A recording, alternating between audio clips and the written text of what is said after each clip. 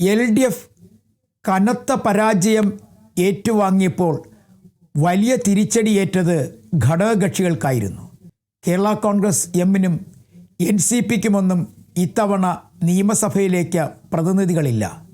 ഘടകകക്ഷികളിൽ RJDക്ക് മാത്രമാണ് ഒരാളെ വിജയിപ്പിക്കാൻ കഴിഞ്ഞത്. CPI ആകട്ടെ 8-ൽ ചുരുങ്ങുകയും ചെയ്തു. അങ്ങനെ വലിയ തരത്തിലുള്ള പരാജയമാണ് ഘടകകക്ഷികൾക്ക് ഇത്തവണ ഉണ്ടായിരിക്കുന്നത്. പ്രത്യേകിച്ചും ഇടതുമുന്നണി പരാജയപ്പെടുമ്പോൾ ഒപ്പമുണ്ടായിരുന്ന കക്ഷികളുടെ പരാജയവും വലിയ തരത്തിൽ ചർച്ചയാവുകയാണ്. കേരള കോൺഗ്രസ് എമ്മിൻ്റെ 12 പേരാണ് മത്സര രംഗത്തുണ്ടായിരുന്നത്. പരാജയം ഇതുവരെ അറിഞ്ഞിട്ടില്ലാത്ത പലരും വലിയ തരത്തിൽ പരാജയപ്പെടുകയും ചെയ്തിരിക്കുന്നു. പ്രത്യേകിച്ചും കാഞ്ഞിരപ്പള്ളി ഉൾപ്പെടെയുള്ള മണ്ഡലങ്ങൾ കേരള കോൺഗ്രസ് എമ്മിന് നഷ്ടമായിരുന്നു. ഇടുക്കിയിലും വലിയ പ്രതീക്ഷയായിരുന്നു മന്ത്രി റോഷി അഗസ്റ്റിൻ അവിടെ വിജയിക്കുമെന്ന്. പക്ഷേ കാര്യങ്ങളെല്ലാം മാറി മറിയുന്ന ഒരു കാഴ്ചയാണ് കണ്ടത്. കേരള കോൺഗ്രസ് എമ്മിൻ്റെ കാര്യത്തിൽ മാത്രമല്ല, NCPയിലും ഇതുതന്നെയാണ് സംഭവിച്ചിരിക്കുന്നത്. തോമസ് കെ തോമസും AK ശശീന്ദ്രനുമെല്ലാം പരാജയപ്പെട്ടു. ആകെ പിടിച്ചു നിന്നത് RJD മാത്രമാണ്. RJDയുടെ പ്രതിനിധി മാത്രമാണ് വിജയിച്ചത്. ഒരാൾ മാത്രം മത്സരിച്ച INL ഉൾപ്പെടെയുള്ള രാഷ്ട്രീയ പാർട്ടികളും വലിയ പരാജയമാണ് ഏറ്റുവാങ്ങിയത്.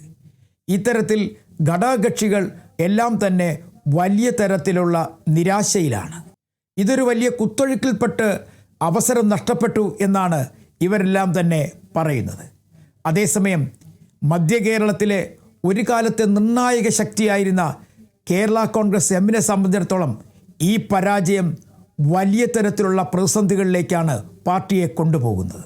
തെരഞ്ഞെടുപ്പിനും ഏറെ നാളുകൾക്ക് മുമ്പ് തന്നെ കേരള കോൺഗ്രസ് എമ്മിൽ ചെറിയ തരത്തിലുള്ള കലാപങ്ങൾ ഉയർന്നിരുന്നു.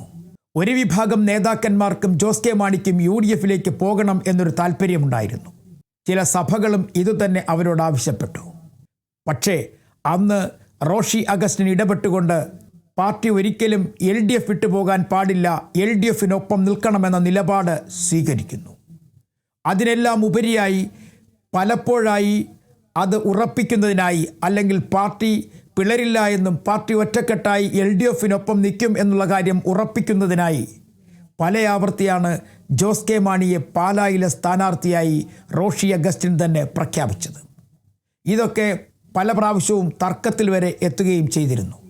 പക്ഷേ ഇത്തവണ മധ്യ കേരളത്തിലെ മുഖ്യ ഘടകകക്ഷിയായ പ്രധാനപ്പെട്ട രാഷ്ട്രീയ പാർട്ടിയായ കേരള കോൺഗ്രസ് എം ഏറ്റുവാങ്ങിയിരിക്കുന്നത് വലിയ പരാജയമാണ്. സമീപകാലത്ത് എങ്ങും തന്നെ ഇത്തരത്തിലൊരു പരാജയം കേരള കോൺഗ്രസ് എം ഏറ്റുവാങ്ങിയിട്ടില്ല. കേരള കോൺഗ്രസ് എമ്മിൻ്റെ ഒരു പ്രതിനിധി പോലും ഈ നിയമസഭയിൽ ഇല്ല എന്നുള്ളതാണ് ഏറ്റവും വലിയ പ്രധാനപ്പെട്ട കാര്യം.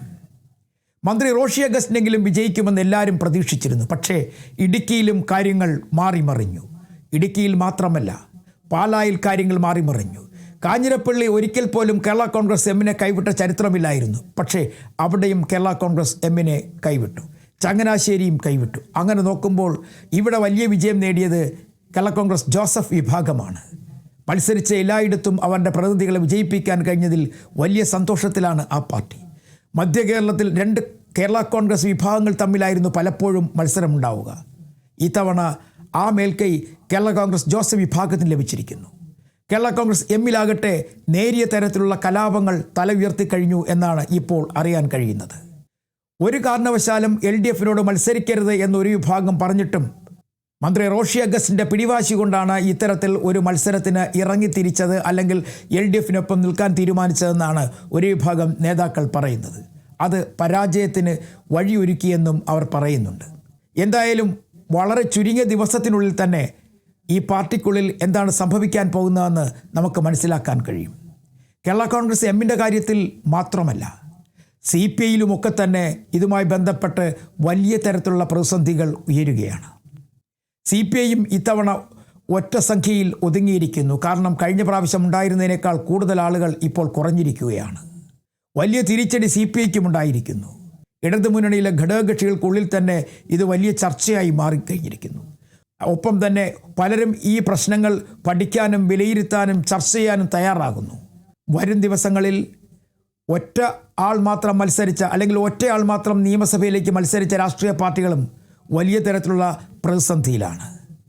അതുകൊണ്ട് തന്നെ ഈ ഘടകകക്ഷികൾ ഇനി എന്തു തീരുമാനമെടുക്കും എന്നുള്ളതാണ് രാഷ്ട്രീയ കേരളം വളരെ ശ്രദ്ധയോടുകൂടി നോക്കിക്കാണുന്നത്. കേരള കോൺഗ്രസ് എമ്മിനെ സംബന്ധിച്ചിടത്തോളം പ്രതിപക്ഷത്തും ഭരണപക്ഷത്തുമൊക്കെ അവരുണ്ടായിരുന്നു. എന്നാൽ ഇത്തവണ പ്രതിപക്ഷത്ത് പോലും അവർക്ക് എത്തിച്ചേരാൻ കഴിയാത്ത സാഹചര്യം. അവരുടെ ചെയർമാൻ പോലും വലിയ തരത്തിൽ പരാജയപ്പെട്ടിരിക്കുന്നു. ജോസ് കെ മാണി പരാജയപ്പെട്ടിരിക്കുന്നു. അതുതന്നെയാണ് ഇപ്പോൾ വലിയ ചർച്ചയായി മാറുന്നത്. ഘടകകക്ഷികളുടെ പരാജയം ഉൾപ്പെടെ പരിശോധിക്കാൻ തന്നെയാണ് CPIMൻ്റെ നീക്കം. എന്തായാലും വരും ദിവസങ്ങളിൽ പാർട്ടിയും ഒപ്പം തന്നെ ഘടകകക്ഷികളുമൊക്കെ വിഷയങ്ങൾ പഠിക്കും. അതുമായി സംബന്ധിച്ച പരിശോധനകൾ നടത്തുമെന്ന് തന്നെയാണ് എല്ലാവരുടെയും പ്രതീക്ഷ. പക്ഷേ ഈ കേരള കോൺഗ്രസ് എം പോലുള്ള രാഷ്ട്രീയ പാർട്ടികൾ ഇനി എന്താണ് തീരുമാനിക്കുക? അതിൽ വിഭജനമുണ്ടാകുമോ, അല്ലെങ്കിൽ പാർട്ടിയിൽ ഒരു വിഭാഗം UDFനൊപ്പം പോകുമോ എന്നുള്ള കാര്യങ്ങളും വലിയ ചർച്ചയായി മാറുകയാണ്.